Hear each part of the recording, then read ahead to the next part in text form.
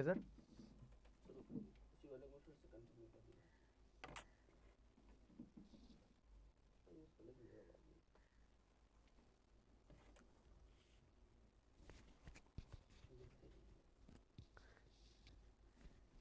Guys आवाज़ clear है? थोड़ा सा एक बार कंफर्म कर दीजिए, आवाज़ क्लियर आ रही है नहीं?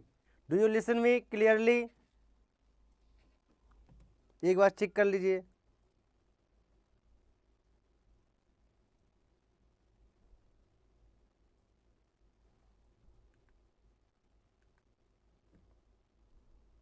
ओके ओके, ठीक है, तो स्टार्ट करते हैं। सम टेक्निकल इशू की वजह से, कुछ टेक्निकल इशू आ गया था जिस वजह से हम लोग की क्लास कंटिन्यू नहीं हो पा रही थी। हम लोग सिस्टम में थोड़ा सा इशू आ गया था, उसी वजह से थोड़ा सा इशू कर रहा था। ठीक है, तो हम लोग स्टार्ट करते हैं, कंटिन्यू करते हैं अपना लेक्चर आगे।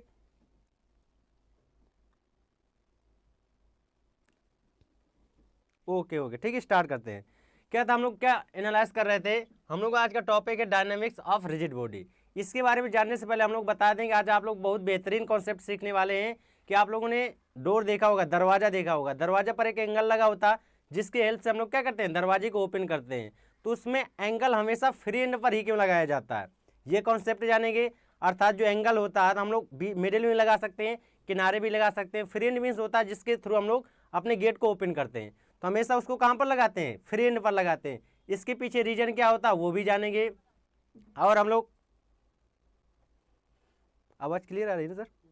ठीक सर, ठीक। तो उसके बारे में हम लोग जानेंगे। और हम लोग जानेंगे, आप लोगों ने देखा होगा रेंच, रेंच जिसकी सहायता से हम लोग क्या करते हैं, नट बोल्ट ओपन करते हैं। तो उसमें क्या होता है कि जो हमें हमारा रेंच होता है ना, उसकी हाइट हम लोग इतनी अधिक क्यों लगते हैं, इतना अधिक मटेरियल क्यों बर्बाद करते हैं? उससे हम लोग आधा भी रख सकते हैं ना। उसके बारे में आज हम लोग क्या करेंगे, एनालाइज करेंगे। ठीक दोस्तों, तो आज का टॉपिक बहुत ही बेहतरीन हो जाएगा और बहुत ही बेहतरीन तरीके से आप लोगों को समझाने का ट्राई करूंगा मैं। ठीक है दोस्तों, तो बने रहिए हमारे साथ और अपने दोस्तों के साथ शेयर कर दिया। यदि आप लोगों को मेरा वीडियो अच्छा लगे, पसंद आए, तो दोस्तों के साथ शेयर करें, लाइक करें। ठीक दोस्तों, तो स्टार्ट करते हैं। ठीक है, हम लोग क्या पढ़ेंगे, डायनामिक्स ऑफ रिजिड बॉडीज। ठीक है, हमारा न्यू चैप्टर है, हम लोग आज न्यू चैप्टर स्टार्ट कर रहे हैं। इसी को हम लोग बोलते हैं रोटेशनल मोशन। तो आज हम लोग, अभी तक हम लोगों ने पढ़ा था सर्कुलर मोशन के बारे में, अब पढ़ेंगे हम लोग रोटेशनल मोशन। तो रोटेशनल मोशन क्या होता है, इसके बारे में हम लोग डीप स्टडी करेंगे। ठीक दोस्तों, तो स्टार्ट करते हैं डायनामिक्स ऑफ रिजिड बॉडी। तो यहाँ पर हम लोग मेनली हमारा टारगेट है रिजिड बॉडी पर। किस पर टारगेट है हमारा, रिजिड बॉडी पर। तो आज हम लोग मोस्ट एनालाइज करेंगे रिजिड बॉडी के। तो रिजिड बॉडी क्या होती है, इसके बारे में सबसे पहले हम लोग एनालाइज करेंगे। ठीक, और क्या होता है रोटेशनल मोशन क्या होता है, इसके बारे में स्टडी करेंगे। तो ठीक है, स्टार्ट करते हैं हम लोग। हम सबसे पहले स्टार्ट करते हैं इंट्रोडक्शन, इससे हम लोग क्यों पढ़ते हैं, इससे रिलेटेड क्या क्या जानकारी होती है, तो वो देखते हैं। तो रोटेशनल मोशन आप लोगों ने देखा होगा, जब भी कोई बॉडी क्या करती है, अपनी एक्सिस के अबाउट मोशन करती है, उसे हम लोग बोलते हैं क्या, रोटेशन मोशन। तो रोटेशनल मोशन के लिए हम लोगों ने पहले बताया ही आप लोगों को कि किसके बारे में स्टडी करेंगे, रिजिड बॉडीज के बारे में। किसके बारे में, तो रिजिड बॉडीज क्या होती हैं। देखिए जैसे हमारे पास ये कोई बॉडी दी गई है, ठीक, ये क्या हमारे पास कोई बॉडी दी गई है, तो इसमें क्या होंगे, कई सारे पार्टिकल होंगे इस बॉडी में। और यदि हम लोग इसको मोशन में कर दें तो क्या होगा, ये बॉडी हमारी मोशन में आ जाएगी। तो हम लोग देखते हैं यदि इस पर कोई फोर्स लगाएं, देखिए ठीक, जैसे हमारे पास कोई बॉडी हो गई, ठीक, इसमें क्या कर रहे हैं हम लोग, और इसके कई छोटे छोटे पार्टिकल होंगे, और इसमें हम लोग क्या करें, एक फोर्स लगाएं। फोर्स लगाएंगे तो क्या होगा, किसी पॉइंट के रेफरेंस में, इस पॉइंट की, देखिए फोर्स लगाने से पहले इन पॉइंट, दोनों पॉइंटों के बीच की डिस्टेंस मेजरमेंट करें, और फोर्स लगाने के बाद इन दोनों पॉइंट के बीच की डिस्टेंस मेजरमेंट करें। यदि इस पॉइंट के रिस्पेक्ट में इस पॉइंट की पोजीशन चेंज ना हो, मतलब क्या हुआ, यदि इस पॉइंट की रिस्पेक्ट में इस वाले पॉइंट की पोजीशन चेंज ना हो, पोजीशन चेंज ना होने का मतलब क्या है, इन दोनों के बीच की डिस्टेंस क्या रहे, applied force and before force, क्या फोर्स लगाने के पहले और फोर्स लगाने के बाद, दोनों ही कंडीशन में यदि इन दोनों पॉइंट के बीच की डिस्टेंस क्या रहती है, कांस्टेंट रहती है, नियत रहती है, उस कंडीशन पे हम लोग कह देंगे हमारी बॉडी कैसी है, रिजिड बॉडी है। ठीक, तो रिजिड बॉडी का सबसे अच्छा एग्जाम्पल आप लोगों ने देखा होगा, स्टोन हो गया, ईंटा हो गया, इस तरीके के यदि हम लोग एग्जाम्पल देखें तो कैसे आते हैं, स्टोन किसके आते हैं, रिजिड बॉडी। फ्लेक्सिबल बॉडी क्या होती है, जैसे आप लोगों ने देखा होगा रबर, क्ले, मिट्टी, क्ले, मिड क्ले देखा, मतलब देखा होगा मिट्टी, गीली मिट्टी होती है ना, उसको थोड़ा सा फोर्स अप्लाई करेंगे तो क्या होगा, 2 पॉइंट के बीच की डिस्टेंस क्या हो जाएगी, कम हो जाएगी, और हम लोग क्या कर सकते हैं, उसको एक्सपांड भी कर सकते हैं। तो उस कंडीशन में हम लोग उसे रिजिड बॉडी कंसीडर नहीं कर सकते। क्यों? क्योंकि उसमें फोर्स लगाने के बाद क्या होता है, 2 पॉइंटों के बीच की डिस्टेंस क्या हो जाती है, चेंज हो जाती है। और रिजिड बॉडी किसे कहते हैं, यदि हम लोग किसी बॉडी पर क्या करते हैं, फोर्स अप्लाई कर दें, और फोर्स अप्लाई करने के बाद उसका एनालाइज करें, उन 2 पॉइंट के बीच की डिस्टेंस कांस्टेंट रहे, तो क्या कहेंगे हम लोग, रिजिड बॉडी। इसका देखिए और दूसरा एग्जांपल हम लोग देख सकते हैं, जैसे हमारे पास, और जब भी हम लोग देखिए फिजिक्स में जब भी हम लोग किसी बॉडी की बात करते हैं तो हमेशा उसे मानते हैं क्या, ये जब भी हम लोग कोई बॉडी शब्द यूज करते हैं किसी भी पार्टिकल के लिए, तो हमेशा हम लोगों का यहाँ से टारगेट होता है, यदि बॉडी शब्द यूज कर रहे हैं तो वहाँ पर हमारा सीधा टारगेट होता है कि किसी हम लोग कैसी सॉलिड बॉडी की बात कर रहे हैं। यदि मैंने कहा कुछ किसकी एनालाइज कर रहे हैं, सॉलिड मटेरियल की बात कर रहे हैं। जैसे हमारे पास मेटल हो गया, मेटल को हम लोग कैसा कंसीडर करते हैं, सॉलिड। ठीक, तो हम लोग यहाँ पे देखिए किस तरीके से, जैसे हम लोगों ने कहा कि कोई हमारे पास वैन है, इस तरीके से कुछ मोशन कर रही है। ठीक, तो क्या होगा, यदि ये मोशन कर रही है, इसकी मोशन की डायरेक्शन कुछ इस तरीके से, और मैंने इसकी वेलोसिटी बता दी कितनी है, 2 मीटर पर सेकेंड। इसकी वेलोसिटी कितनी है, मान चलिए हमारी कोई वैन है और इस डायरेक्शन में जा रही है, इसकी वेलोसिटी कितनी है, 2 मीटर पर सेकेंड। तो उस कंडीशन पर क्या होगा कि हमने ये 2 मीटर पर सेकेंड किसकी वेलोसिटी बताई है, ये ओवरऑल इस वैन की वेलोसिटी बताई है ना। तो उस कंडीशन पर क्या होगा कि यदि यहाँ पर पॉइंट देखूँ, यहाँ पर पॉइंट देखूँ, यहाँ पर पॉइंट देखूँ, यहाँ पर पॉइंट देखूँ, यहाँ पर पॉइंट देखूँ, इस तरीके से छोटे छोटे मैं कई सारे पॉइंट ड्रा करूँ और प्रत्येक पॉइंट का एनालाइज करूँ, क्या करूँ, कई सारे इस तरीके छोटे छोटे पॉइंट ड्रा कर दूँ और प्रत्येक पॉइंट का क्या करूँ, मैं एनालाइज करूँ।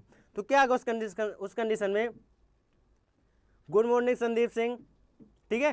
तो इसके अकॉर्डिंग हम लोग क्या देंगे, good morning, welcome to all of you, ठीक है। तो क्या करेंगे इस कंडीशन में, हम लोग देखते हैं कि क्या होगा, प्रत्येक पार्टिकल की वेलोसिटी कितनी आएगी, 2 मीटर पर सेकेंड होगी। अर्थात प्रत्येक, यदि हमारे टोटल ओवरऑल वैन की हम लोगों ने वेलोसिटी बता दी 2 मीटर पर सेकेंड है, तो यहाँ पर जितने भी हम लोग पार्टिकल कंसीडर कर देंगे, जितने भी पार्टिकल का एनालाइज करेंगे, प्रत्येक पार्टिकल की वेलोसिटी कितनी होगी, 2 मीटर पर सेकेंड। उस कंडीशन पे हम लोग कह देंगे ये कैसी बॉडी है, इसको बोल देंगे हमारी कैसी बॉडी है, रिजिड बॉडी। ठीक, तो आई होप आप लोगों को क्लियर हो गया होगा कि रिजिड बॉडी किसे कहते हैं। ठीक, बट रिजिड बॉडी रियल में कभी पॉसिबल नहीं है। मतलब क्या हुआ, रियल लाइफ में कभी भी आप लोग रिजिड बॉडी नहीं देख सकते। मतलब जैसे आप लोगों ने स्टोन देखा होगा कि सर क्या बात करते हैं, स्टोन आप लोग कितना भी फोर्स लगा लीजिए तो वो क्या होता है, दबता नहीं है। मतलब क्या होता है, कितना भी आप फोर्स लगा लीजिए तो आपको ऐसा लगता है कि ये हमारे पास क्या है, जो स्टोन है, स्टोन आप लोगों ने पत्थर देखा होगा, पत्थर में क्या करते हैं हम लोग, यदि फोर्स लगाएं तो उसको आप लोगों को ऐसा कंसीडर होता है कि ये क्या कुछ कंप्रेस नहीं हो रहा। बट रियल में क्या होता, ऐसा पॉसिबल नहीं होता। रियल में यदि आप लोग फोर्स लगाएंगे तो कुछ ना कुछ, यदि आप लोग माइक्रोस्कोप दृष्टि से देखें, सूक्ष्म दृष्टि से देखें, सूक्ष्म दृष्टि से देखा होगा, यदि इलेक्ट्रॉनिक सूक्ष्म दृष्टि से देखेंगे तो क्या होगा, उस कंडीशन पे यदि आप लोग छोटे छोटे, बहुत छोटे छोटे पार्टिकल कंसीडर करें, बहुत छोटे, देखिए माइनर सा इफेक्ट होता है, मेजर नहीं होता। कैसा इफेक्ट होता है इसमें, माइनर इफेक्ट होता है, बट इफेक्ट होता है। लेकिन हम लोग इसके बारे में अभी स्टडी नहीं कर रहे हैं। ठीक, हम लोग लेट करके चल रहे हैं, जो माइनर सा इफेक्ट है उसे हम लोग क्या कर रहे हैं, निगलेक्ट कर रहे हैं। इसलिए हम लोग उसको क्या मान पा रहे हैं, रिजिड बॉडी मान रहे हैं, वरना हम लोग इसको रिजिड बॉडी कंसीडर कर ही नहीं पाएंगे। ठीक है, तो आई होप आप लोगों को क्लियर हो गया होगा कि रिजिड बॉडी क्या होती है। रिजिड बॉडी वो ऐसी बॉडी होती है जिस पर फोर्स लगाने के पहले और फोर्स लगाने के बाद 2 पॉइंट को यदि हम लोग कंसीडर करें तो उनकी डिस्टेंस क्या रहती है, ऑलवेज फिक्स रहती है। उसे हम लोग क्या बोलते हैं, रिजिड बॉडी कहते हैं। ठीक, तो आई होप आप लोगों को क्लियर हो गया होगा रिजिड बॉडी। तो हम लोग इस टॉपिक में किसके बारे में एनालाइज करेंगे, डायनामिक्स। डायनामिक्स मीन्स होता मोशन, मोशन के बारे में स्टडी करेंगे, किस कैसी बॉडी होनी चाहिए हमारे पास, रिजिड बॉडी। और मोशन हम लोगों को कैसा होगा, रोटेशनल मोशन। कैसा मोशन होगा, rotational motion. Rotational motion means क्या होता है, ऐसी बॉडी जिसके बारे में हम लोग एनालाइज करें, किसके अबाउट करें, वो एक्सिस के अबाउट रोटेट हो रही हो, उसके बारे में हम लोग एनालाइज करेंगे। ठीक है, let's move on to introduction. Introduction बस यही था इसमें कि हम लोग रिजिड बॉडी क्या होती है, रिजिड बॉडी का एनालाइज क्यों करते हैं। आई होप आप लोगों को क्लियर हो गया होगा। ठीक है, रिजिड बॉडी क्या होती है, रिजिड बॉडी के मैंने बारे में आप लोगों को बता दिया। रिजिड बॉडी हम लोग किसे कहते हैं, आप लोगों ने देखा ऐसी बॉडी जिसको फोर्स लगाने के पहले और फोर्स लगाने के बाद दोनों ही कंडीशन में क्या रहे, वो बॉडी के जो अंदर पार्टिकल थे उनके बीच की डिस्टेंस क्या हो, कांस्टेंट हो, उसे बोलते हैं हम लोग क्या, रिजिड बॉडी। ठीक, आगे चलते हैं। मोमेंट ऑफ फोर्स और टॉर्क। देखिए मोमेंट ऑफ फोर्स और टॉर्क क्या होता है, इसके बारे में एनालाइज करेंगे और इसी से हम लोग जानेंगे कि क्या जो डोर पर एंगल लगा होता है तो हमेशा कहाँ पर लगाया जाता, फ्री एंड पर लगाया जाता। कहाँ पर लगाया जाता, ऑलवेज हमेशा कहाँ पर अप्लाई किया जाता, फ्री एंड पर अप्लाई किया जाता। ठीक, तो किस तरीके से हम लोग इसको जानेंगे, देखिए समझिए। तो मोमेंट ऑफ फोर्स क्या होता है, इसी को बोलते हैं हम लोग क्या बोलते हैं, टॉर्क बोलते हैं। तो देखिए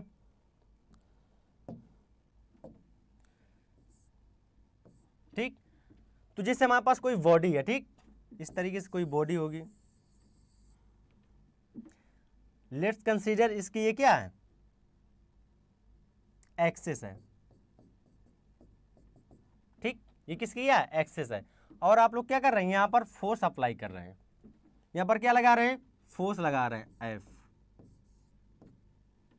तो क्या होगा, ये फोर्स एक्चुअली में हमारी बॉडी किस तरीके से, इस तरीके से होगी और ये इसकी एक्सिस होगी और मैं फोर्स यहां पर अप्लाई कर रहा हूं। ठीक, आप लोग कंसीडर कर रहे होंगे जैसे मेरे पास ये बॉडी है, ठीक है, तो बॉडी है तो ये इस तरीके से कुछ आप लोग 3D में ले सकते हैं, बट ये भी 3D में है। यहाँ पर इसकी कुछ एक्सिस होगी, इस कंडीशन पर यहाँ पर आप लोग क्लियर नहीं हो पा रहा हो, ठीक है। देखिए जैसे ये मेरे पास बॉडी है, इसमें यदि मैं इसकी एक्सेस की बात करूँ तो ये मेरे पास क्या हो जाएगी, एक्सेस हो जाएगी और मैंने इसको इस तरीके से रख दिया और इसकी एक्सेस से कुछ डिस्टेंस मैंने यहाँ से वहाँ तक डिस्टेंस मान ली कितनी है, स्मॉल आर है। ठीक, स्मॉल आर, इसकी एक्सेस से कहाँ पर फोर्स लगा रहा हूँ, स्मॉल आर। तो स्मॉल आर की बात क्या करेगी, ये हमारे पास जो बॉडी है इसके अबाउट क्या करेगी, रोटेट करने की कोशिश करेगी। क्या करने की कोशिश करेगी, रोटेट करने की कोशिश करेगी। यदि हमारे पास बॉडी है और बॉडी को हम लोग क्या करें, इसके एक्सिस से आर डिस्टेंस पर फोर्स लगाएं तो बॉडी हमारी क्या होगी, रोटेट करने की कोशिश करेगी।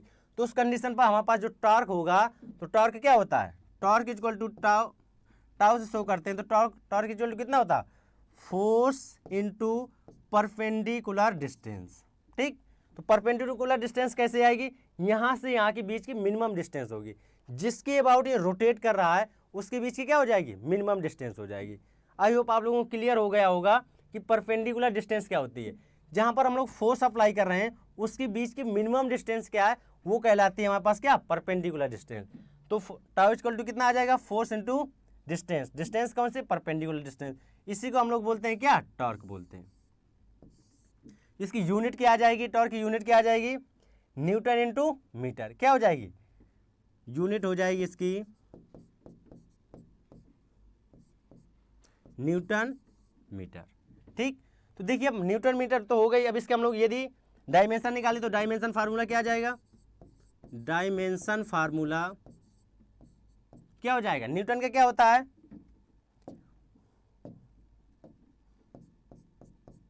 ml t-2 इंटू कितना हो जाएगा, इंटू m क्या है, m डिस्टेंस है, डिस्टेंस की डायमेंशन फार्मूला कितना हो जाएगा, कैपिटल L।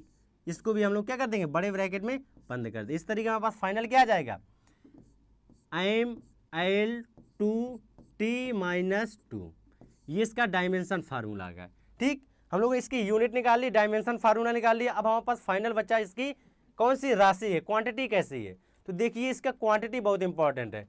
क्यों इंपॉर्टेंट है, अच्छे एग्जामों में पूछा जाता है कि क्या हमारे पास टॉर्क जो है किस प्रकार की क्वांटिटी है, टॉर्क कैसी क्वांटिटी है, ये पूछा जाता है। तो टॉर्क के बारे में आप लोग क्या बताएंगे, टॉर्क जो है हमारे पास क्या बोलते हैं इसे, टॉर्क हमारी कैसी क्वांटिटी है, टॉर्क है हमारी ना तो स्केलर क्वांटिटी है और ना ही क्या है, वेक्टर क्वांटिटी है। क्या है टॉर्क, यदि हम लोग टॉर्क की डायरेक्शन निकालें तो तो ये डायरेक्शन किस तरीके से आ जाएगी, जिधर आप लोग फोर्स अप्लाई कर रहे होंगे या तो टॉर्क की डायरेक्शन क्लॉकवाइज जाएगी या तो एंटी क्लॉकवाइज जाएगी। तो आप लोग इसका क्या कर सकते हैं आसानी से, गुड मॉर्निंग अमित दत्त कह रहा है स्केलर क्वांटिटी नहीं, टॉर्क में डायरेक्शन होती है, कौन सी डायरेक्शन होती है, या तो क्लॉकवाइज जाएगी या तो एंटी क्लॉकवाइज जाएगी। तो टॉर्क हम लोग क्या बताएंगे, टॉर्क की डायरेक्शन किसके अकॉर्डिंग होती है, फोर्स के अकॉर्डिंग आ जाएगी। ठीक, तो हम लोग चलते हैं, आप लोगों को अब देखिए ये चीज़ क्लियर हो गई। अब देखिए यहाँ से एक चीज़ यदि हम लोग बताएं फोर्स के बारे में, अब देखिए यहाँ समझिए, टॉर्क जो कितना आया हमारे पास, फोर्स इंटू डिस्टेंस, ये आया। अब देखिए यदि हम लोग फोर्स की बात करें तो फोर्स इक्वल टू कितना हो जाएगा, टॉर्क अपॉन आर। अब यदि हम लोग ये वाली वैल्यू क्या कर दें, फिक्स कर दें, कौन सी वैल्यू फिक्स कर दें, यदि हम लोग क्या कर दें, इसे फिक्स कर दें, किसको पर कर दें, टॉर्क को फिक्स कर दें, तो उस कंडीशन पर क्या होगा, ये क्या हो जाएगा, एफ जो हमारे पास आ जाएगा डायरेक्टली प्रोपोर्शनल हो जाएगा 1/r के। मतलब क्या होगा, यदि हम लोग डिस्टेंस बढ़ाएंगे तो क्या होगा, यदि हम लोग बीच की डिस्टेंस बढ़ाएंगे तो उस कंडीशन पर क्या हो जाएगा, एफ डायरेक्टली प्रोपोर्शनल हो जाएगा 1/r। क्या कर दें, इफ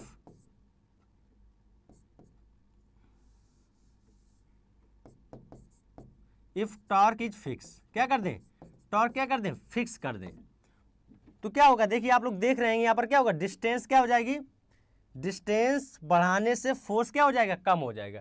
इसलिए हम लोग क्या करते हैं, टॉर्क कहाँ पर अप्लाई करते हैं, आप लोगों ने गेट पर देखा होगा, किस पर देखा होगा, गेट पर देखा होगा। जो गेट होता है हमारे पास कुछ इस तरीके से होता है, ठीक, और क्या होता है, यहाँ पर क्या लगे होता है, हिंज लगा होता है, जिसके अबाउट हमारा क्या करता है, गेट रोटेट करता है। तो देखिए आप लोग यहाँ पर क्या कर सकते हैं, जो एंगल आपका लगा होता है कुछ इधर लगा होता है, यदि चाहें इस एंगल को आप कहाँ लगा सकते हैं, इधर भी लगा सकते हैं, इधर भी लगा सकते हैं। हमेशा हमेशा इसे हम कहाँ पर यूज करते हैं, डायमेंशन, अच्छा डिफिनीशन, डिफिनीशन आप लोगों को अच्छी लैंग्वेज में नेक्स्ट लेक्चर में मिल जाएगी, इसकी डिफिनीशन की तुम लोगों को टेंशन लेने की जरूरत नहीं, ठीक है। अगले लेक्चर में आप लोगों को डिफिनीशन अच्छे तरीके से एकदम एक्यूरेट मिल जाएगी, और आप लोगों को टेलीग्राम चैनल है उस पर ऐड कर लीजिए, सारी चीज़ें आप लोगों को अच्छी तरीके से लिखित रूप में मिल जाएंगी, ठीक है। तो उसके सिर्फ ठीक है, तो हम लोग टॉर्क क्या बोल सकते हैं, किसी क्या कर सकते हैं, किसी फिक्स पॉइंट के अबाउट जो हम लोग फोर्स लगाते हैं, क्या बोलते हैं इसका, यदि हम लोग टॉर्क की डिफिनीशन बताना चाहें तो मोमेंट ऑफ फोर्स क्या बोलेंगे, किसी फिक्स पॉइंट के अबाउट जो फोर्स कैसा होना चाहिए, जो उसको रोटेशनल मोशन दे। तो उस कंडीशन पर क्या होता है, torque is equal to force upon force into product of किसका होता है, जो हमारे पास टॉर्क होता है किसका मल्टीप्लाई होता है, इसकी परपेंडिकुलर डिस्टेंस और फोर्स का मल्टीप्लाई होता है, ठीक। तो डेफिनेशन की आप लोगों को टेंशन लेने की जरूरत नहीं है। अगले लेक्चर में आप लोगों को थोड़ा सा टाइपिंग नहीं हो पाया था, इस वजह से आप लोगों को क्लियर लैंग्वेज में, अच्छी लैंग्वेज में, बेहतरीन तरीके से आप लोगों को सारी चीज़ें मिल जाएंगी, ठीक है। तो देखिए हम लोग क्या कह रहे थे, यदि हम लोग क्या कर दें, टॉर्क क्या कर दें, फिक्स कर दें, तो उस कंडीशन पर क्या होगा, हमारे पास जो फोर्स होगा इन्वर्सली प्रोपोर्शनल हो जाएगा रेडियस के। तो हम लोग यदि डिस्टेंस बढ़ाते जाएं तो क्या होगा, फोर्स हमको कम लगाना पड़ेगा, क्यों, क्योंकि हमारे पास टाउ तो फिक्स है, क्या है, जो हमारे पास टॉर्क है, तो टॉर्क क्या कर दिया हम लोगों ने, फिक्स कर दिया। तो उस कंडीशन पर क्या होगा, जो फोर्स होगा डायरेक्टली प्रोपोर्शनल हो जाएगा 1/r के, अर्थात 1/r क्या है, जहां हम लोग फोर्स अप्लाई कर रहे हैं और जिसके अबाउट आप लोग रोटेशन करवा रहे हैं। तो यहाँ पर हमारा क्या होता है, ये इधर हिंज होता है ना, गेट इधर हिंज होता है, तो हमारा हमेशा क्या करेगा, गेट इस तरीके से रोटेट करेगा। तो हम लोग क्या करते हैं, इसके बीच की डिस्टेंस हमेशा क्या कर देते हैं, इंक्रीज कर देते हैं। बीच की डिस्टेंस इंक्रीज कर देंगे तो हमको फोर्स क्या करना पड़ता है, उसी पार्टिकुलर अर्थात फिक्स टॉर्क के लिए हम लोग कम फोर्स लगाते हैं। यदि उतना ही टॉर्क हमको चाहिए इसको रोटेट कराने के लिए, और इसको हम लोग हिंज को कहाँ पर लगा दें, इधर लगा दें, तो उस कंडीशन पर हमको फोर्स क्या करना पड़ेगा, अधिक अप्लाई करना पड़ेगा, ठीक। तो इसलिए हम लोग क्या करते हैं, अपने जो हमारे पास एंगल होता है तो हमेशा कहाँ कर सकते हैं, फ्री एंड पर करते हैं। सेम कंडीशन इस पर होती है, आप लोगों ने देखा होगा, रिंच देखा होगा, रिंच कुछ इस तरीके से होता है, खोलने के लिए होता है। तो इसको हमेशा क्या करते हैं, यदि हम लोग सिंगल टर्म की बात करें, हमेशा जब यदि यूज करते हैं तो नट या बोल्ट एक ही वन साइड से ओपन करते हैं, तो इसकी लेंथ इतनी अधिक क्यों ली जाती है, यदि हम लोग चाहें तो इसको आधा भी रख सकते हैं, ठीक। तो इसके पीछे भी रीजन यही होता है, क्या, मैक्सिमम अर्थात क्या करें, कम फोर्स पर हम लोग क्या कर दें, मैक्सिमम टॉर्क जनरेट कर पाएँ।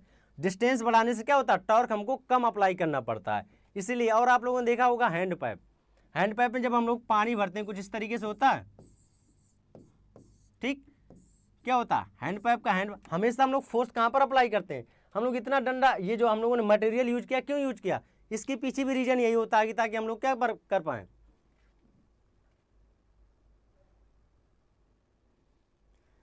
नहीं यार करे, रेडियस कम होने पर फोर्स ज़्यादा लगाना, हाँ एकदम सही बात, रेडियस यदि कम हो जाएगी तो फोर्स ज़्यादा लगाना पड़ेगा, क्योंकि इन्वर्सली प्रोपोर्शनल।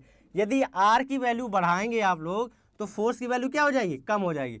आर की वैल्यू यदि आप लोग घटाएंगे तो फोर्स की वैल्यू क्या हो जाएगी, बढ़ जाएगी। ये बता रहा है, एकदम सही कह रहे हो अमित, यदि रेडियस कम हो जाएगी तो क्या होगा, हमको फोर्स अधिक अप्लाई करना पड़ेगा। इसीलिए तो हम लोग क्या करते हैं, इस एंगल को हमेशा क्या करते हैं, यार डिस्टेंस करते हैं। ये हैंड पाइप आप लोगों ने देखा होगा, हैंड पाइप को हमेशा क्या करते हैं, इस जो हमारे पास ये पॉइंट होता है तो हमेशा क्या करते हैं, उससे हम लोग क्या करते हैं, दूर लगाते हैं। दूर क्यों लगाते हैं, उसके पीछे भी यही रीजन होता है कि हम लोग क्या कर पाएँ, कम फोर्स लगाकर मैक्सिमम टॉर्क जनरेट कर पाएँ।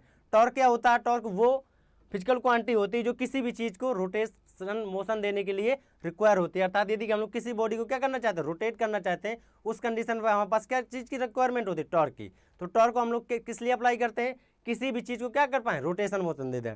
जैसे हम लोग इसे फिक्स पॉइंट के अबाउट, किसी अबाउट एक्सेस के अबाउट इस तरीके फिक्स कर दें, यहाँ पर फोर्स लगाएंगे तो भी रोटेट होगा, यहाँ पर फोर्स लगाएंगे तो भी रोटेट होगा। बट हम लोग जितना डिस्टेंस बढ़ाते जाएंगे तो कम फोर्स पर हम लोग क्या कर पाएंगे, अधिक रोटेट कर पाएंगे। क्यों, क्योंकि हमारे पास कम यदि फोर्स हम लोग डिस्टेंस बढ़ा देंगे तो हमारे पास कम फोर्स पर भी उतना ही टॉर्क जनरेट हो जाएगा। ठीक, तो इसलिए हम लोग क्या करते हैं, जो रेंज होता है हमारे पास, इसलिए इसकी लेंथ हम लोग पर्याप्त मात्रा में रखते हैं। और भी अधिक रख सकते हैं, बट इतनी अधिक हमको रिक्वायरमेंट नहीं होती, इतने अधिक हम फोर्स कम, इतना भी फोर्स कम नहीं लगाना चाहते, उससे मटेरियल का लॉस अधिक होगा।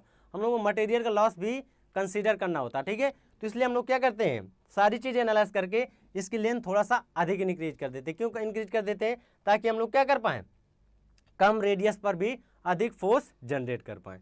ठीक, इसके अकॉर्डिंग हमारे पास ये हो गया। ठीक, तो आई होप आप लोगों को क्लियर हो गया होगा कि फोर्स हम लोग क्या करते हैं, इस कंडीशन पर फोर्स किस वजह से हम लोग यहाँ पर इसको एंगल यहाँ पर लगाते हैं और रेंज हमारा बड़ा होता है, हैंड पर भी होगा। ठीक, इस तरीके से हम लोग आगे चलते हैं। कपल क्या होता है, देखिए कपल किसे कहते हैं, कपल समझिए।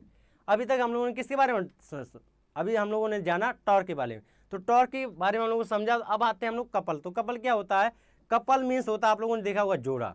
ठीक, कपल मीन्स क्या होता है, जोड़ा। तो जोड़ा कब आएगा, जब किसी हमारे पास जैसे पॉइंट फिक्स है, यदि हम लोग एक फोर्स इधर लगा दें और एक फोर्स क्या कर दें, इधर लगा दें। ये कोई हमारे पास बॉडी है,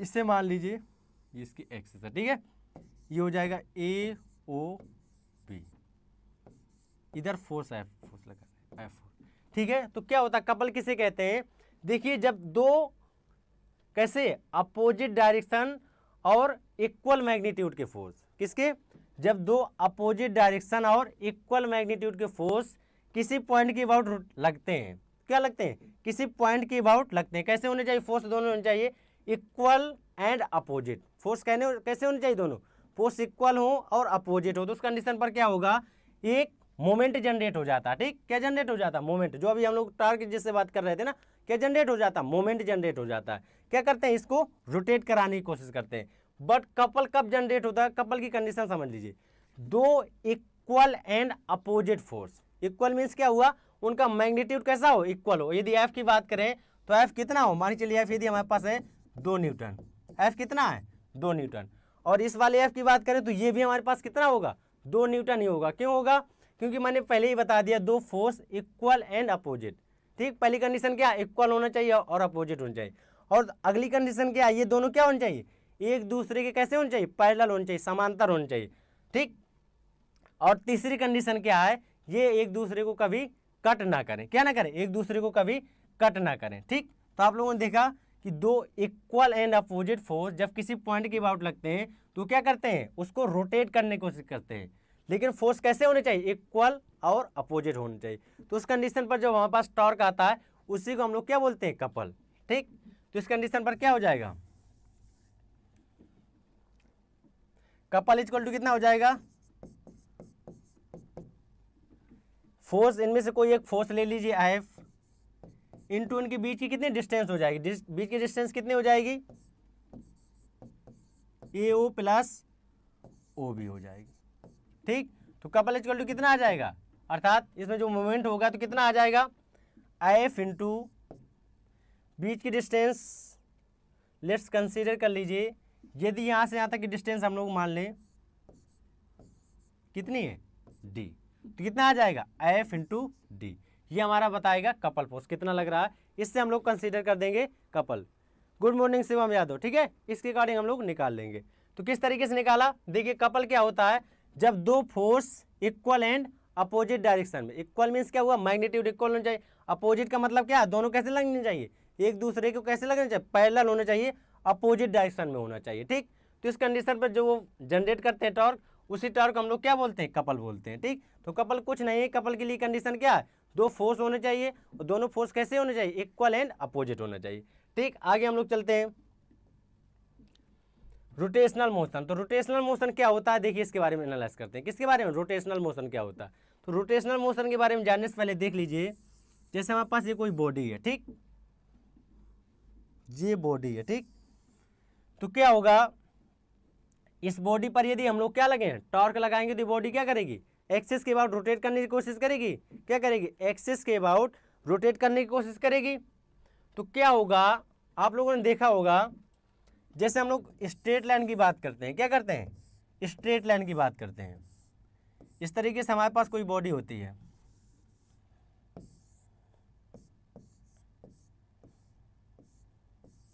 ठीक, क्या हो रही होगी, इस तरीके से मोशन कर रही होती है, ठीक। तब क्या होता है, यदि हम लोग इसकी वेलोसिटी, यदि मान चले स्टार्टिंग वेलोसिटी ये v से जा रही है, किससे जा रही है, स्टार्टिंग वेलोसिटी v ना मानी u कैलकुलेट कर ली, किससे जा रही है, u जा रही है।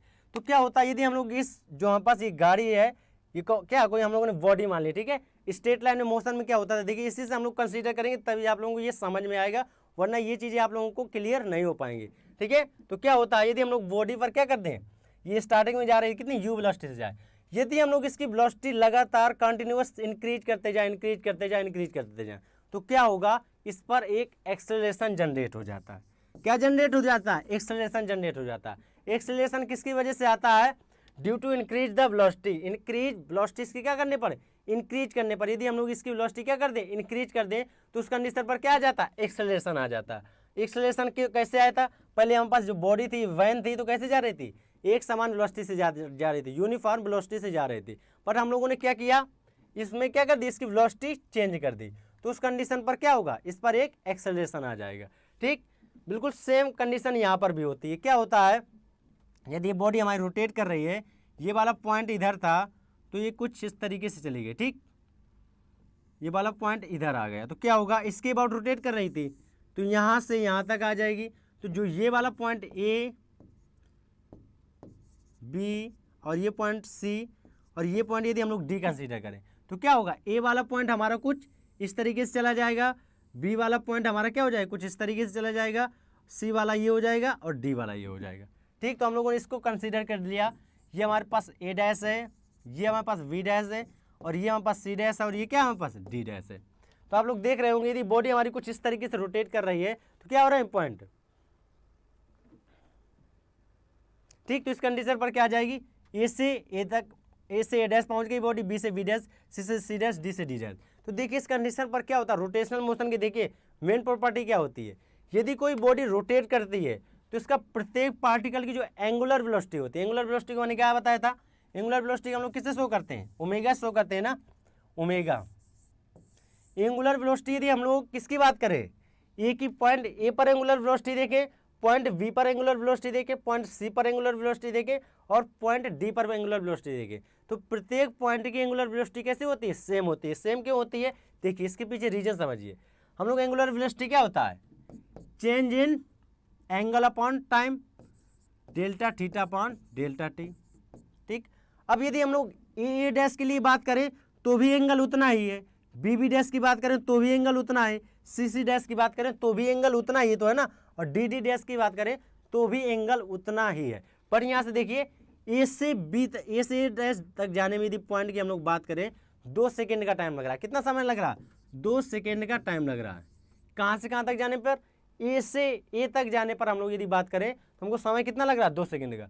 तो ये बताइए जब बी से बी तक ये पॉइंट पहुंचेगा तब भी समय तो उसको कितना लगेगा, 2 ही सेकेंड का तो लगेगा, क्योंकि हमारे पास ये जो बॉडी है पूरी कुछ इस तरीके से रोटेट कर रही है ना, किस तरीके से कुछ थी और ये हमारी क्या हुई, इस तरीके से रोटेट हो गई।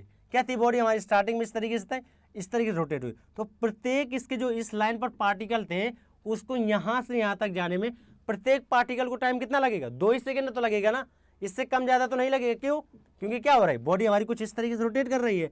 अर्थात ये इस लाइन की यदि हम लोग प्रत्येक पार्टिकल की बात करें तो प्रत्येक पार्टिकल क्या होंगे, यहाँ तक जाने में टाइम इक्वल लगेगा, एंगल इक्वल है, तो क्या कह देंगे, ये एंगुलर वेलोसिटी भी क्या आ जाएगी, सेम आ जाएगी। सेम किसकी आ जाएगी, इस कंडीशन पे सेम होगी। ये नहीं कि पूरी की हम लोग बात करें, सिर्फ यदि हम लोग इस सिचुएशन की बात करें, किसी स्पेशल या किसी पार्टिकुलर सिचुएशन की बात करें, तब उस पर जो उस स्ट्रेट लाइन में जितने पार्टिकल थे प्रत्येक पार्टिकल की क्या होगी, एंगुलर वेलोसिटी क्या हो जाएगी, सेम हो जाएगी। ऐसा समझे।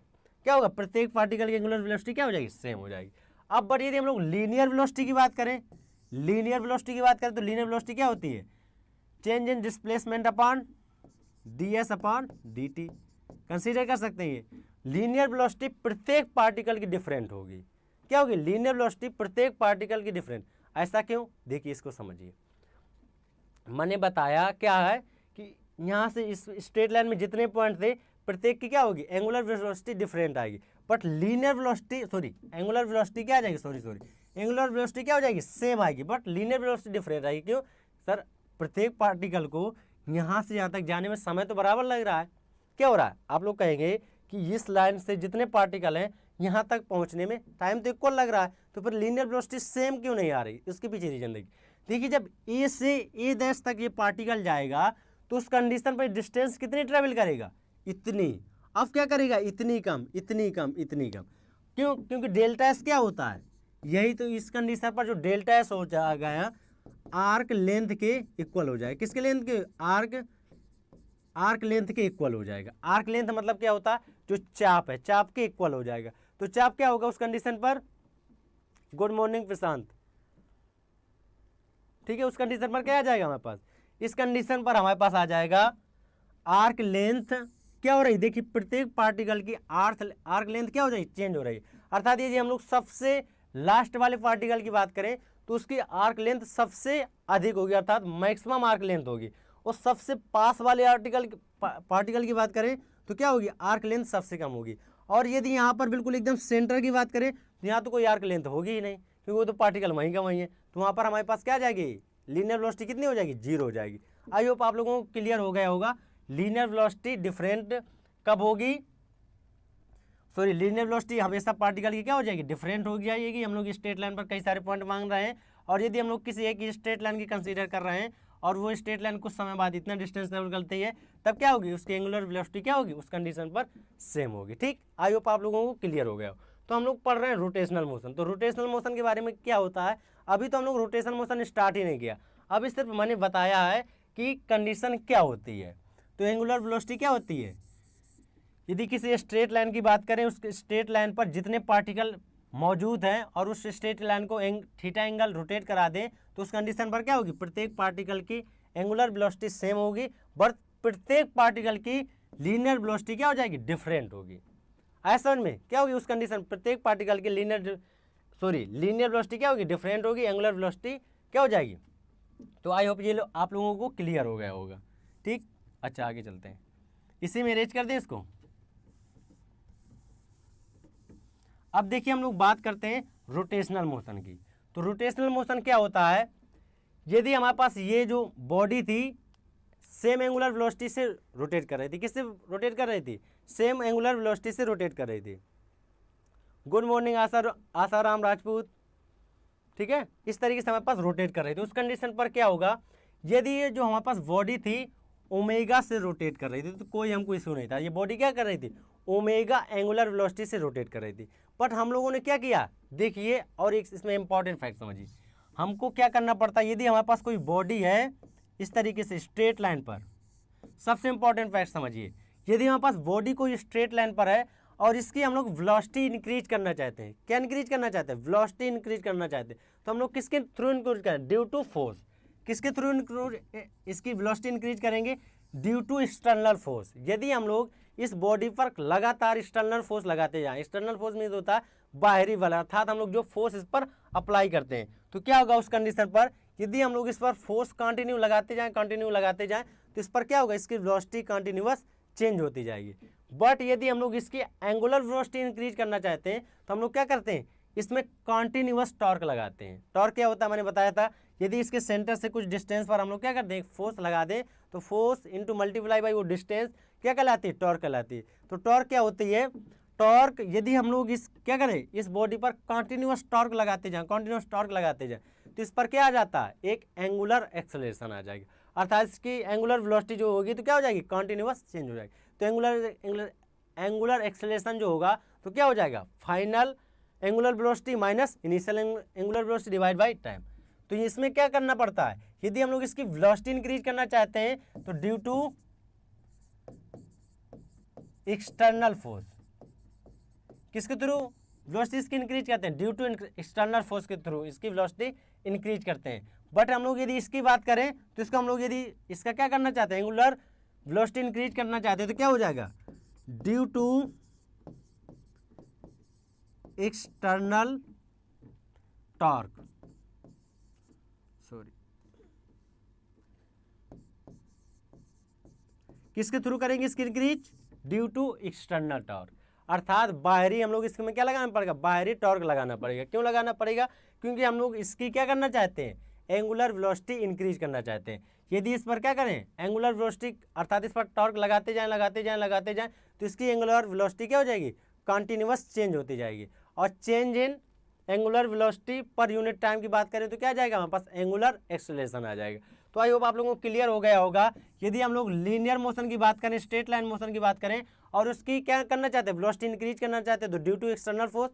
और हम लोग यदि किसी बॉडी की बात करें, यदि हमारी वो किसी एक्सिस के अबाउट रोटेट कर रही है, उस कंडीशन पर हम लोग क्या करना चाहते हैं, उसकी एंगुलर वेलोसिटी इंक्रीज करना चाहते हैं, तो उस कंडीशन पर हम लोग क्या करेंगे, ड्यू टू टॉर्क, टॉर्क के थ्रू ये उसकी हम लोग क्या कर सकते हैं, एंगुलर वेलोसिटी इंक्रीज कर सकते हैं। तो जितना अधिक हम लोग टॉर्क लगाएंगे उतनी अधिक हमारी इसकी क्या होगी, एंगुलर वेलोसिटी इंक्रीज होगी। ठीक, देखिए हम लोग किस तरीके से इसके बारे में एनालाइज करेंगे। तो इसको हम लोग शो करते हैं अल्फा से, तो अल्फा इक्वल टू कितना हो जाएगा, omega 2 minus omega 1 divide by delta T, ये हो जाएगा ना, क्या हो जाएगा, omega 2 minus omega 1 upon delta T.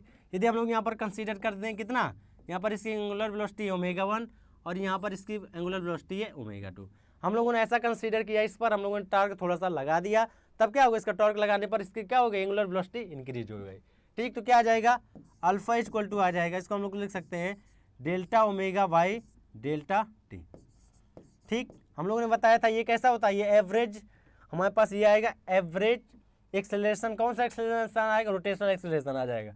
और यदि हम लोग क्या करते हैं, delta T is tends to 0, ठीक, डेल्टा टी को क्या कर दें, एकदम 0 के नज़दीक रख दें। 0 के नज़दीक ले जाने का मतलब क्या है, बहुत हम लोग किसी सूक्ष्म पार्टिकल की बात करें, इतना दूर कंसीडर किया, इतना दूर ना करके बिल्कुल पास ही कंसीडर करें, तो हमारे पास क्या आ जाएगा, एक्यूरेट एंगुलर एक्सेलरेशन आएगा। तो उस कंडीशन पर हम लोग क्या कर देंगे, डेल्टा टी टेंस टू 0 को ले जाएंगे, तो उस कंडीशन पर अल्फा इक्वल टू क्या हो जाएगा, limit delta T is tends to 0 delta omega by delta T, इसी को हम लोग बोलते हैं alpha equal to D omega by D T.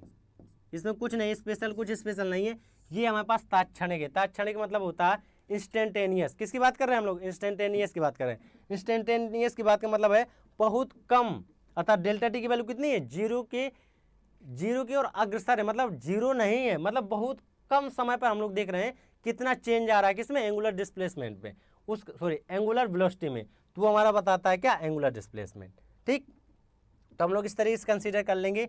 इसकी यदि आप लोग यूनिट निकालना चाहें तो किसकी, अल्फा, अल्फा क्या हो जाएगा हमारे पास, एंगुलर एक्सेलरेशन, इसको बोलते हैं एंगुलर एक्सेलरेशन।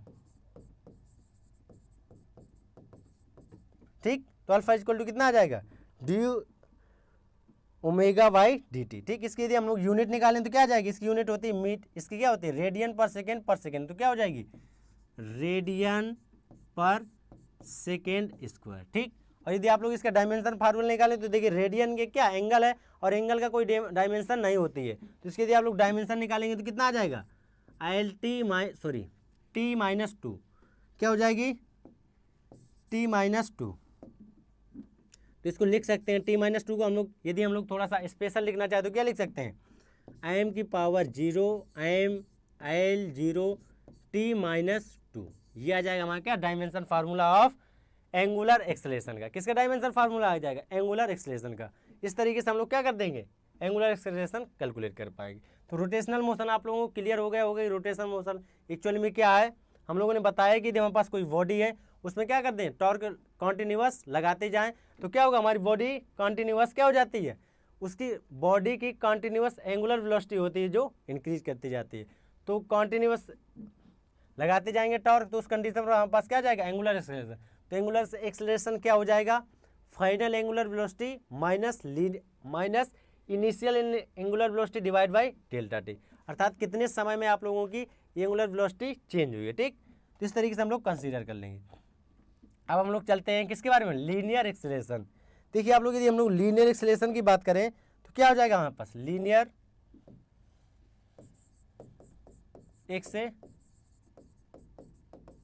ठीक, हम लोगों ने एक संबंध निकाला था v इक्वल टू कितना आया था, आर ओमेगा, ये निकल के आया था ना, क्या था, v equal to R omega. हम लोगों ने यही एक रिलेशन निकाला था ना, जब स्टार्टिंग में हम लोगों ने बताया था कि लीनियर वेलोसिटी और एंगुलर वेलोसिटी में क्या रिलेशन होता है। और इसके पहले अभी हम लोग निकाल चुके हैं, अल्फा इक्वल टू कितना आया है, D omega by D T, यही आया ना, D omega by D T.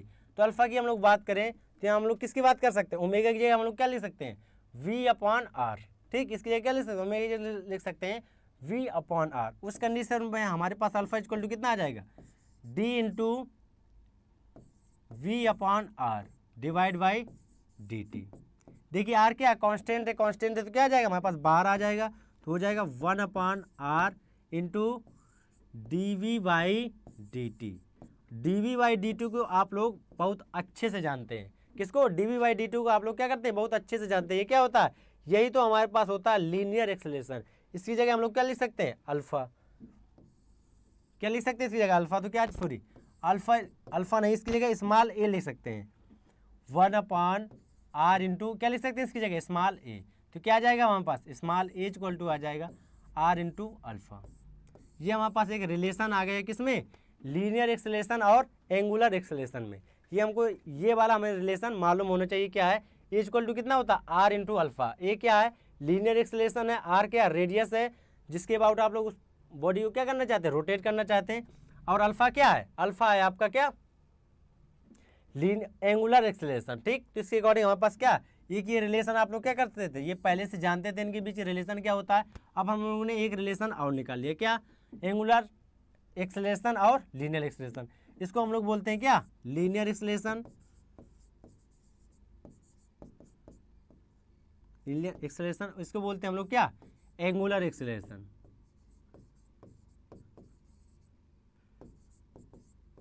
ठीक, और ये क्या, रेडियस है। ठीक, आई होप आप लोगों को क्लियर हो गया होगा यहाँ तक। हम लोग चलते हैं अब थोड़ा सा आगे। ठीक, तो आगे हम लोग क्या पढ़ते हैं, देखिए अब हम लोग ये कंप्लीट हो गया, हम लोग स्टार्ट करते हैं मोमेंट ऑफ इनर्शिया। तो मोमेंट ऑफ इनर्शिया क्या होती है उसके बारे में समझते हैं। किसके बारे में, मोमेंट ऑफ इनर्शिया।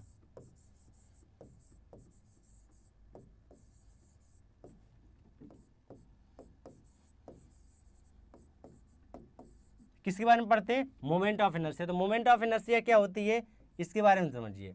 देखिए मैंने बताया था, यदि कोई बॉडी किसमें, मोशन में, किस बॉडी की बात करें, यदि हम लोग स्ट्रेट लाइन मोशन की बात करें, किस मोशन की बात करें, स्ट्रेट लाइन मोशन की बात करें, तो उस कंडीशन पर क्या होती है, यदि हमारे पास बॉडी कोई किसमें, मोशन में, तो न्यूटन का फर्स्ट लॉ क्या बता रहा था उसके बारे में।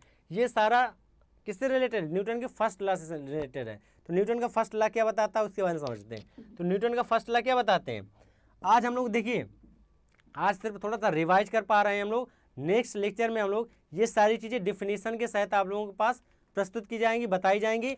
बट अभी समझ लीजिए, अभी हम लोग एक छोटा सा मोटा मोटा एग्जाम्पल बता रहे हैं कि इस टॉपिक में हम लोगों को क्या क्या पढ़ना है। डिफिनीशन चाहिए, मात्रक चाहिए, एकदम बेहतरीन तरीके से आप लोगों को मिलेगा। ठीक है, बट अभी आप लोग बस सिर्फ इतना समझ लीजिए कि हमको इस टॉपिक में पढ़ना क्या क्या क्या क्या समझना है, बस इतना समझिए। ठीक है, अभी हम लोग तो थोड़ा सा एकदम बिल्कुल वो देख रहे हैं, जैसे हमारे पास मूवी आती है तो मूवी के स्टार्टिंग में क्या होता है, क्या बोलते हैं, मूवी रिलीज होने से पहले जो आता है ट्रेलर। हाँ, तो ट्रेलर है एक्चुअली में देख रहे हैं कि हमारे पास टॉपिक में क्या क्या चीज़ पढ़नी है, किस तरीके से, बस इतना समझ लीजिए। ठीक है, तो अब हम लोगों की अभी मूवी स्टार्ट नहीं हुई है, अभी हमारी पिक्चर आना बाकी है। ठीक है, अभी हम लोगों को सिर्फ चल रहा ट्रेलर, तो ट्रेलर के बारे में थोड़ा समझ लीजिए, ट्रेलर समझ में आ जाएगा तो मूवी ऑटोमेटिक समझ में आ जाएगी। ठीक है, तो हम लोग किस क्या क्या इस टॉपिक में पढ़ना है वो चीज़ें हम लोग आज एनालाइज कर रहे हैं। ठीक है, तो क्या दिया गया हमारे पास, इससे बॉडी होती थी, तो बॉडी होती थी तो क्या होता था इस कंडीशन पर। अभी सिर्फ आप लोगों को समझना है कि क्या क्या हो रही है, इसमें क्या चीज़ें हो रही है आप लोगों को, ताकि बेहतरीन से बेहतरीन तरीके से आप लोग नेक्स्ट लेक्चर में समझ पाएँ। ठीक है, तो क्या होगा, इस तरीके से हमारे पास बॉडी है कोई, इस तरीके से यदि मूव करती थी तो न्यूटन का फर्स्ट लॉ क्या बताता था, यदि कोई बॉडी रेस्ट पर है, न्यूटन का फर्स्ट लॉ क्या बताता था, यदि कोई बॉडी किस पर है, रेस्ट पर है, तो हमेशा कब तक रहेगी, वो हमेशा रेस्ट में रहेगी। और यदि कोई बॉडी मोशन में तो ऑलवेज क्या रहेगी, मोशन में रहेगी। मतलब क्या हुआ, यदि कोई बॉडी किस में, रेस्ट में है, तो हमेशा किस में रहेगी, रेस्ट में रहेगी। और यदि कोई बॉडी हमारी मोशन में तो हमेशा मोशन में रहेगी, बट जब तक उस पर कोई एक्सटर्नल फोर्स ना लगाया जाए। क्या ना किया जाए, जब तक उस पर कोई बाह्य बल ना लगाया जाए। इफ अ बॉडी ना रेस्ट इट एंड किसमें, इन अ मोशन, यदि बॉडी हमारी रेस्ट में तो रेस्ट में रहेगी, मोशन में तो मोशन में रहेगी, जब तक उस पर कोई बाह्य बल न लगाया जाए। तो ये बताता था, किसके बारे में बताता था, ये बताता इनर्शिया के बारे में बताता, किसके बारे में बताता था, इनर्शिया के बारे में। अब हम लोगों को पढ़ना मोमेंट ऑफ इनर्शिया, किसके बारे में पढ़ना, मोमेंट ऑफ इनर्शिया। तो मोमेंट ऑफ इनर्शिया किससे रिलेटेड है, बस ये यदि आप लोगों को समझ में आ गया होगा तो इसे आप लोग बहुत अच्छे से समझ सकते हैं, मोमेंट ऑफ इनर्शिया। तो मोमेंट ऑफ इनर्शिया क्या होती है, जैसे हमारे पास कोई बॉडी है और ये क्या कर रही है, अपनी एक्सिस के अबाउट रोटेट कर रही है, ठीक, ये अपनी एक्सिस के अबाउट रोटेट कर रही है, और ये रोटेट अथवा ये रोटेट कर सकते हैं, ठीक है। ये क्या बॉडी हमारी अपने एक्सिस के अबाउट रोटेट कर रही है या अपने एक्सिस के अबाउट रोटेट कर सकती है। तो दोनों ही कंडीशन समझिए इसकी। तो जिस तरीके से हमारे पास बॉडी रेस्ट पर होती थी, हम लोग क्या लगाते थे, फोर्स लगाते थे। यहाँ पर हम लोग फोर्स नहीं लगाएंगे, क्या लगाएंगे, टॉर्क लगाएंगे। क्या लगाएंगे, टॉर्क की बात करेंगे। अरे यार बार बार ये मिस्टेक हो जाती है। क्या लगाएंगे, टॉर्क लगाएंगे, TORQUE, टॉर्क लगाएंगे। टॉर्क के थ्रू ही तो हम लोग बॉडी को रोटेट कर सकते हैं। यहाँ पर फोर्स की तो कोई बात ही नहीं करेंगे हम लोग। किसके बारे में बात करेंगे, टॉर्क के बारे में बात करेंगे। तो टॉर्क क्या होता है समझिए, देखिए। तो मोमेंट ऑफ इनर्शिया क्या कहलाता है, यदि हमारी बॉडी क्या है, रेस्ट पर है, किस पर है, बॉडी हमारी किस पर है, रेस्ट पर है, तो वो हमेशा किस में रहेगी, रेस्ट पर। और यदि वो एक समान एंगुलर वेलोसिटी से रोटेट कर रही है, एक समान कोणीय वेग से क्या कर रही है, रोटेट कर रही है, तो वो हमेशा एक समान कोणीय वेग से ही रोटेट कर रही थी। क्या करती रहेगी, यूनिफॉर्म एंगुलर वेलोसिटी से हमेशा रोटेट करती रहेगी। कब तक रोटेट करती रहेगी, जब तक इस पर कोई एक्सटर्नल टॉर्क न लगाया जाए। क्या ना किया जाए, जब तक कोई इस पर क्या ना लगाया जाए, एक्सटर्नल टॉर्क ना अप्लाई किया जाए, ठीक है। तो बॉडी हमारी हमेशा क्या रहेगी, रेस्ट पर रहेगी। यदि रेस्ट पर है तो रेस्ट पर रहेगी, और यदि वो एक समान अर्थात यूनिफॉर्म एंगुलर वेलोसिटी से क्या कर रही है, रोटेट कर रही है, तो हमेशा क्या करती रहेगी, यूनिफॉर्म वेलोसिटी से रोटेट करती रहेगी, ठीक। तो ये आप लोगों को चीज़ें के लिए, मोमेंट ऑफ इनर्शिया क्या है, जिस तरीके से इनर्शिया है उसी तरीके से मूवमेंट है। मोमेंट ऑफ इनर्शिया, इनर्शिया किसके बारे में बताता है, किसी स्ट्रेट लाइन बॉडी के बारे में बताता है। मोमेंट ऑफ इनर्शिया किसके बारे में बताता है, यदि कोई हमारी बॉडी रोटेट कर रही है तो उसके बारे में बताता है। तो ये मेन डिफरेंस है inertia end moment of inertia.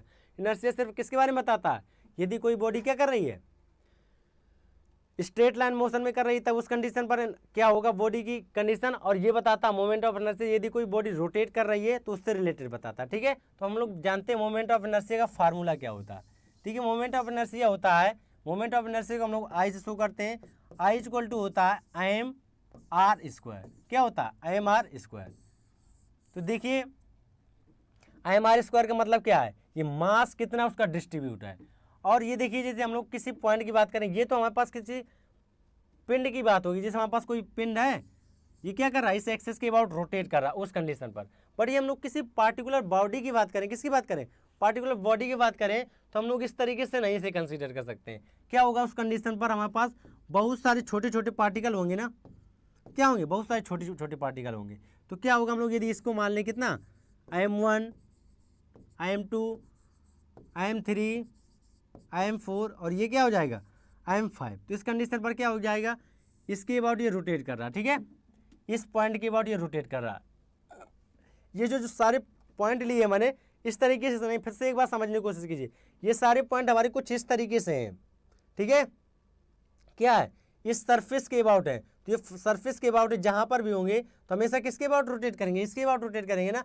उस कंडीशन पर कितना हो जाएगा, IM1, IM2, और ये कितना आ जाएगा, IM3, IM4, IM5, ठीक,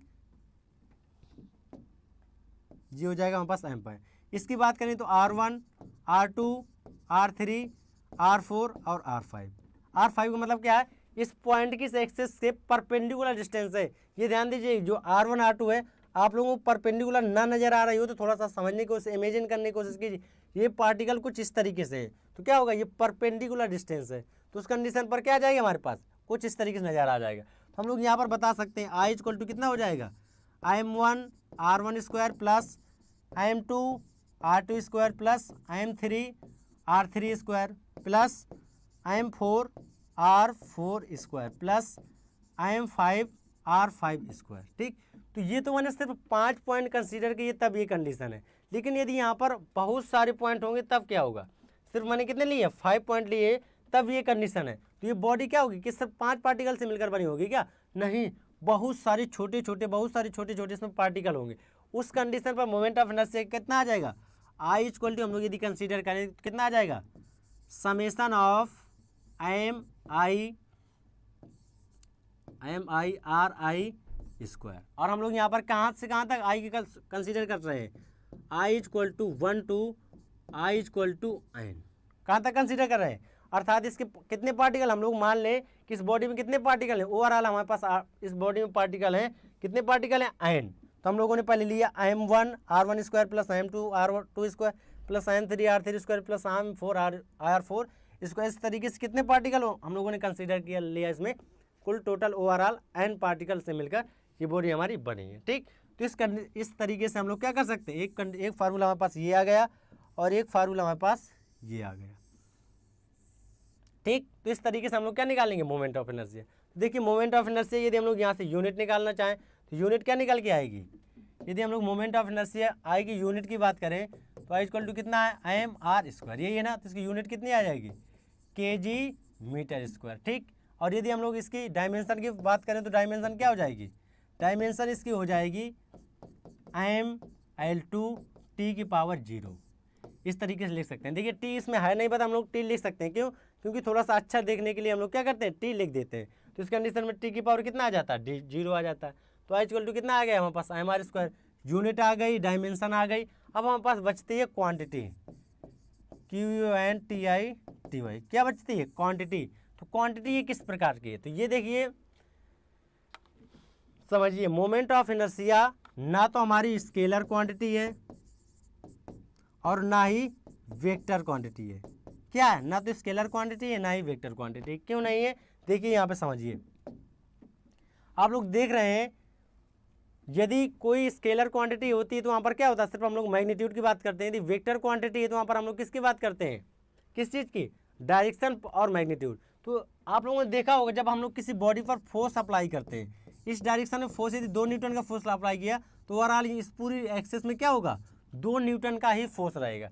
बट यहाँ पे देखिए डायरेक्शन अर्थात एक ही दिशा पर हम लोग यदि मोमेंट ऑफ इनर्शिया के 2 पॉइंट की बात करें तो दोनों पॉइंट पर मोमेंट ऑफ इनर्शिया सेम नहीं आएगा, क्या होगा, अलग अलग आएगा। क्यों, क्योंकि यदि हम लोग मास भी सेम ले लें तब भी हमारे पास रेडियस क्या हो रही है, अर्थात रेडियस नहीं, यहाँ पर डिस्टेंस है, ये डिस्टेंस क्या हो रही है, चेंज हो रही है। यदि हम लोग किसी भी डायरेक्शन की बात कर लें तो डायरेक्शन की हम लोग किसी भी एक पार्टिकुलर डायरेक्शन की बात कर रहे हैं तो डायरेक्शन पर भी क्या हो रहा है, मोमेंट ऑफ इनर्शिया हमारा क्या हो रहा है, चेंज हो रहा है। जब उस कंडीशन पर हम लोग किसी डायरेक्शन की बात करें वहाँ पर एक ही डायरेक्शन पे मोमेंट ऑफ इनर्शिया क्या होने लगे, मोमेंट ऑफ इनर्शिया क्या मतलब कोई भी चीज़ चेंज होने लगे, तो उस कंडीशन पर हमारे पास वो राशि ना क्वांटिटी ना स्केलर होती है ना वेक्टर। तो इस कंडीशन पर हमारे पास जो मोमेंट ऑफ इनर्शिया होती है ये किस प्रकार की राशि है, ये हमारी है टेंसर राशि है। कैसी राशि है, टेंसर। ठीक, ना तो स्केलर है ना तो वेक्टर है। टेंसर क्या होती है, टेंसर ऐसी राशि होती है जिसकी किसी एक फिक्स लाइन की बात करें, हम लोग किसकी बात करें, फिक्स लाइन की बात करें, फिक्स लाइन पे उसकी वैल्यू क्या हो, कंटिन्यूअस चेंज होती जाए, वैल्यू क्या हो, फिक्स ना रहे। किसी भी हम लोग यदि डायरेक्शन की बात करें, हम लोग एक्स डायरेक्शन की बात करें तो इसमें क्या हो जाए, वैल्यू चेंज होने लगी, यहाँ से ओवरऑल यहाँ तक वैल्यू क्या होने लगे, चेंज होने लगी। चेंज क्यों होगी, क्योंकि हमारे पास यदि हम लोग मास फिक्स भी कर लें तब भी हमारे पास क्या हो रही है, डिस्टेंस कंटिन्यूअस चेंज हो रही है ना। पहले हम लोगों के पास r², फिर अगला, तो क्या होगा, एक किसी पार्टिकुलर डिस्टेंस किसी डायरेक्शन की बात करें तब भी हमारे पास क्या हो रहा है, उसका इनर्शिया क्या, मोमेंट ऑफ इनर्शिया क्या हो रहा है, कंटिन्यूअस चेंज हो रहा है। तब उस कंडीशन में हमारे पास राशि कैसी आ जाती है, टेंसर। और टेंसर को हम लोगों को बताने के लिए हमारे पास 3 चीज़ों की ज़रूरत होती है। इसको रिप्रेजेंट करने के लिए सिर्फ एक चीज़, क्या, मैग्नीट्यूड। इसको रिप्रेजेंट करने के लिए कितनी चीज़ों की जरूरत होती है, 2 चीज़ों की। ये स्केलर वेक्टर टेंसर समझिए। तो स्केलर को रिप्रेजेंट करने के लिए कितनी चीज़ों की आवश्यकता होती है, सिर्फ एक चीज़, मैग्नीट्यूड। इसको मैग्नीट्यूड प्लस डायरेक्शन, इसको रिप्रेजेंट करने के लिए हमारे पास 3 चीज़ों की आवश्यकता पड़ती है। किस चीज़ की, 3 चीज़ों की। 3 चीज़ें कौन कौन सी होती हैं, पहला होता है इसका मैग्नीट्यूड, दूसरा होता है डायरेक्शन और तीसरा होता है हमारे पास प्लेन। इसको रिप्रेजेंट करने के लिए कितनी चीज़ों की जरूरत पड़ती है, 3 चीज़ों की, डायरेक्शन, मैग्नीट्यूड और प्लेन। तो टेंसर राशियाँ कैसे होती हैं, और टेंसर का एक एग्जाम्पल और आप लोगों को पढ़ोगे, जब आप लोगों को स्ट्रेस पढ़ाया जाएगा तो वहाँ पर बताया जाएगा। स्ट्रेस किस प्रकार की क्वांटिटी है, स्ट्रेस भी हमारी एक टेंसर क्वांटिटी है। और स्ट्रेस जब पढ़ेंगे तब आप लोगों को टेंसर के बारे में ज़्यादा अच्छे से क्लियर हो जाएगा। किसके बारे में, टेंसर के बारे में बहुत अच्छी तरीके से क्लियर हो जाएगा कि टेंसर होती क्या है। ठीक है, गुड मॉर्निंग है कि साहब, ठीक है। तो उस कंडीशन में हमारे पास टेंसर क्या आ जाएगी, टेंसर के बाद समझ रहे हैं ना, टेंसर क्या है, ना तो हमारे पास स्केलर क्वांटिटी है, ना ही क्या हमारे पास वेक्टर क्वांटिटी है। ये टेंसर एक अलग प्रकार की क्वांटिटी होती है। अलग प्रकार की क्वांटिटी क्या मतलब, इसको रिप्रेजेंट करने के लिए हमारे पास किस किस चीज़ की जरूरत पड़ती है, मैग्नीट्यूड, डायरेक्शन और प्लेन। ठीक, तो हम लोग किसके बारे में एनालाइज कर रहे थे, मोमेंट ऑफ इनर्शिया। तो मोमेंट ऑफ इनर्शिया आप लोगों को आई होप क्लियर हो गया होगा कि मोमेंट ऑफ इनर्शिया क्या होता है, इसका एनालाइज किस तरीके से किया। हम लोगों ने देखा कि यदि कोई बॉडी होती है तो क्या होती है, एन पार्टिकल से मिलकर बनी होगी। एन पार्टिकल मतलब क्या है, हमारे पास बहुत सारे पार्टिकल हैं, let's consider to infinite, but infinite हम लोग यहाँ पर कंसीडर नहीं करते हैं। ठीक है, तो हमारे पास जो बॉडी होती है तो क्या होती है, मैनी पार्टिकल से मिलकर बनी होती है। तो मोमेंट ऑफ इनर्शिया का डायरेक्ट फार्मूला क्या होता है, ये होता है। ये फार्मूला हम लोग कब अप्लाई कर सकते हैं, ये फार्मूला जब अप्लाई कर सकते हैं जब हमारे पास कोई बॉडी इस तरीके से इसका वेट m दिया हो और ये r डिस्टेंस के अबाउट रोटेट कर रही हो। बट यहाँ पर जो m क्या होता है, मास होता है, r क्या होती है, डिस्टेंस होती है। तो मास जो होता है, यदि हम लोग किसी बड़ी बॉडी की बात कर ले तो यहाँ पर मास तो यहाँ पर काफ़ी डिस्टेंस पर होगा, यहाँ पर इसका द्रव्यमान यहाँ पर एकदम जो जितना अधिक ये बॉडी क्या होगी, देखिए मोमेंट ऑफ इनर्शिया का वैल्यू बढ़ती कब है, इसका जो मास होगा जितना इसके एक्सेस से डिस्टेंस पर, जितना अधिक डिस्टेंस पर होगा उसके मोमेंट ऑफ इनर्शिया की वैल्यू उतनी अधिक होगी। तो मोमेंट ऑफ इनर्शिया किस पर डिपेंड करता है, मास डिस्ट्रीब्यूशन पर डिपेंड करता है। किसके ऊपर डिपेंड करता है, मास डिस्ट्रीब्यूशन, मास का उस बॉडी के अबाउट कितना दूर दूर तक डिस्ट्रीब्यूट है, किसके अबाउट, मास जो हमारा, यदि हमारे पास ये एक्सिस ऑफ रोटेशन है जिसके अबाउट हमारी बॉडी क्या कर रही है, रोटेट कर रही है, तो इस कंडीशन हम लोग देखते हैं कि मास इसका जो है कितनी दूर दूर तक डिस्ट्रीब्यूट मीन्स होता है बटा हुआ, कितनी दूर तक बटा हुआ, और जितनी दूर दूर तक बटा होगा उसका मोमेंट ऑफ इनर्शिया उतना अधिक आएगा। क्यों, क्योंकि उस वाले पार्टिकल यदि हम लोग इस यहाँ पर कोई दूर पार्टिकल यहाँ पर रखा हुआ है, इस वाले पार्टिकल के लिए हम लोग एनालाइज करें तब उस कंडीशन पर क्या आ जाएगा, जो हमारे पास इस पार्टिकल का मास होगा और इस एक्सिस से क्या हो जाएगी, परपेंडिकुलर डिस्टेंस। एक्सिस हमेशा कौन सा डिस्टेंस लेते हैं, परपेंडिकुलर डिस्टेंस लेते हैं। तो उस कंडीशन पर क्या हो जाएगा, इस एक्सिस से कितनी दूरी पर हमारे पास पार्टिकल है वो देखते हैं। ठीक है, तो आई इक्वल टू कितना होता है, M R square. M R square क्या बताता है, एम बताता है मास के बारे में और आर किसके बारे में आता है, डिस्टेंस के बारे में। अर्थात हम लोग जो डिस्टेंस ले रहे हैं उस एक्सिस से कितने डिस्टेंस पर है। थैंक यू दीपक भाई, गुड मॉर्निंग गुड मॉर्निंग। ठीक है, तो क्या होगा उस कंडीशन पर आई इक्वल टू आ जाएगा हमारे पास एम आर स्क्वायर। तो एम आर स्क्वायर क्या होता है, मोमेंट ऑफ इनर्शिया। आप लोगों को आई होप आप लोगों को क्लियर हो गया होगा कि मोमेंट ऑफ इनर्शिया का हम लोग एनालाइज किस तरीके से करते हैं। अब हम लोग जैसे इस तरीके से बात करें, देखिए ठीक, अच्छा यहाँ से समझिए। ठीक, जिस तरीके से हमारे पास ये कोई एक्सिस ऑफ रोटेशन है, ठीक, इसके अबाउट रोटेट कर रहे हैं, हम लोगों ने क्या किया, दो क्या ले लिए, दो हम लोगों ने मास, छोटे छोटे पार्टिकल ले लिए जिसका मास m1 है और ये यहाँ से कितनी डिस्टेंस पर है, m2 डिस्टेंस पर है। ये एक्सिस ऑफ रोटेशन है। यदि ये इसे यहाँ से कंसीडर कर लीजिए या फिर इसे भी इसी के थोड़ा डिस्टेंस पर कंसीडर कर दीजिए, ये हो जाएगा हमारे पास। हम लोगों ने मान लिया ये क्या, छोटा सा पार्टिकल यहाँ पर रखा है और छोटा सा पार्टिकल यहाँ पर रखा है, तो इस कंडीशन पर क्या होगा, इसे हम लोगों ने लेट कर लिया r1 और इसे लेट कर लिया r2। अब देखिए थी हम लोग इसका निकालना चाहते हैं क्या, मोमेंट ऑफ इनर्शिया। तो हम लोग इसको डायरेक्शन देखने की जरूरत नहीं, क्या मोमेंट ऑफ इनर्शिया चाहिए, इसका मोमेंट ऑफ इनर्शिया प्लस इसका मोमेंट ऑफ इनर्शिया दोनों क्या कर दीजिए, ऐड कर दीजिए। तो क्या आ जाएगा हमारे पास, total moment of inertia equal to कितना आ जाएगा, आई m1 r1 square plus m2 r2 square. ठीक, तो क्या आ जाएगा हमारे पास, बस यही हमारे पास फाइनल आंसर आ जाएगा। क्यों, क्योंकि मोमेंट ऑफ इनर्शिया क्या होता है, ओवरऑल जितने आपके पास मास है उसका एक्सिस ऑफ रोटेशन से, क्या एक्सिस ऑफ जो हमारे पास रोटेशन वाली है उससे कितनी डिस्टेंस पर है, ये आप लोग कंसीडर कर लीजिए। और इसी तरीके से हम लोग क्या करते हैं, इस वाली को कंसीडर कर लेते हैं। ठीक, तो आई होप आप लोगों को क्लियर हो गया होगा। आज का टॉपिक हम लोग यहीं पर रखते हैं और यहीं पर एंड करते हैं। अब आप लोगों को नेक्स्ट टॉपिक में विथ अच्छे तरीके से लिखा हुआ आप लोगों को डिफिनीशन मिलेगी। थोड़ा सा ड्यू टू टेक्निकल इस वजह से हम लोग टीम थोड़ा सा वर्क नहीं कर पाई, इसलिए good morning Abhishek Yadav, thank you. तो क्या हो जाए उसके अकॉर्डिंग हम लोग निकाल लेंगे। तो आई होप आप लोगों को सारी चीज़ें क्लियर हो गई होंगी। एक बार फिर से देख लीजिए हम लोगों ने आज क्या क्या एनालाइज किया है। ठीक है, हम लोगों ने आज एनालाइज किया डायनेमिक्स ऑफ रिजिड बॉडीज। किसके बारे में, डायनेमिक्स। हम लोगों ने आज नया चैप्टर स्टार्ट किया था, डायनेमिक्स ऑफ रिजिड बॉडी। इसके बाद हम लोगों ने एनालाइज किया इंट्रोडक्शन, इसके बारे में क्या होता है, क्यों एनालाइज करते हैं ये भी बताया। फिर हम लोगों ने बताया था रिजिड बॉडी क्या होती है। इसके बाद हम लोगों ने एनालाइज किया मोमेंट ऑफ फोर्स क्या होता है, इसी को हम लोग क्या बोलते हैं, टार्क बोलते हैं। तो टाउ इक्वल टू कितना आता है, एफ एम इंटू आर।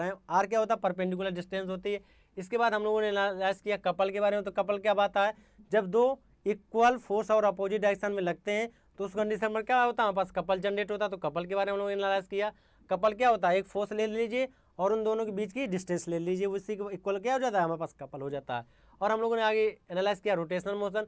तो रोटेशनल मोशन के बारे में हम लोगों ने क्या एनालाइज किया, रोटेशन मोशन से हम लोगों ने सीधे निकाला अल्फा। अल्फा क्या होता है, अल्फा के बारे में हम लोगों ने एनालाइज किया। इसके बाद हम लोगों ने एनालाइज किया लीनियर एक्सेलरेशन। तो लीनियर एक्सेलरेशन क्या होता है, ये भी हम लोगों ने एनालाइज किया।